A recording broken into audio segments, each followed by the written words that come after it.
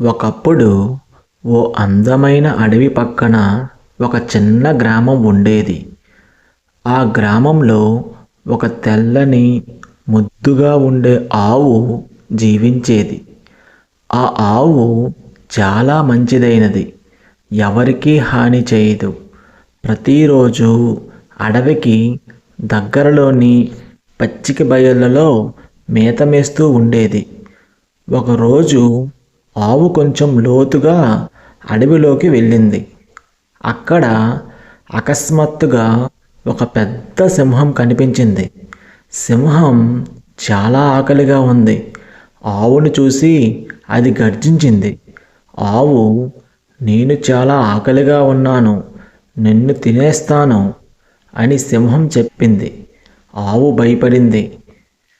ఆవు, నేను చాలా ఆకలిగా ఉన్నాను, నిన్ను తినేస్తాను అని సింహం చెప్పింది.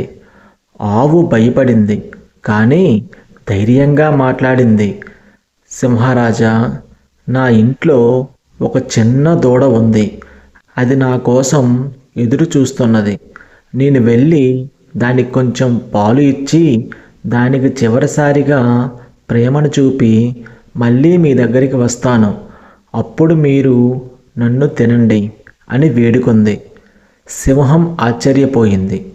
నువ్వు నిజంగా తిరిగి వస్తావా అని అడిగింది. ఆవు మాట ఇచ్చింది. నేను తప్పకుండా వస్తాను, నేను అబద్ధం చెప్పను. సింహం కొద్దిసేపు ఆలోచించి, సరే వెళ్ళిరా, కానీ తప్పకుండా తిరిగి రావాలి అని అనుమతించింది. ఆవు త్వరగా ఇంటికి వెళ్ళి దూడకు పాలు ఇచ్చింది. దానిని ప్రేమగా ముద్దు పెట్టి తన పరిస్థితి చెప్పింది. దూడ ఏడ్చింది, కానీ తన తల్లిని ఆపలేదు. అమ్మా, నువ్వు మాట నిలబెట్టుకో, నిజాయితీగా ఉండాలి అంది. ఆవు తిరిగి అడవికి వెళ్ళింది.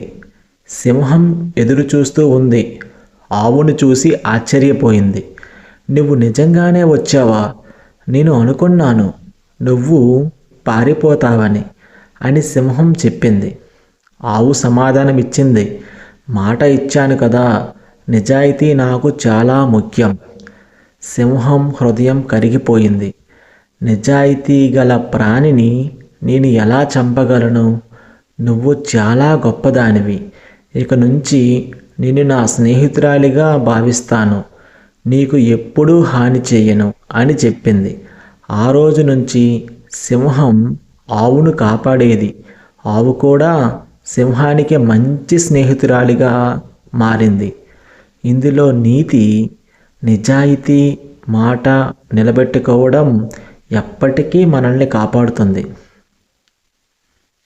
Okay, thank you friends. Please do subscribe my channel.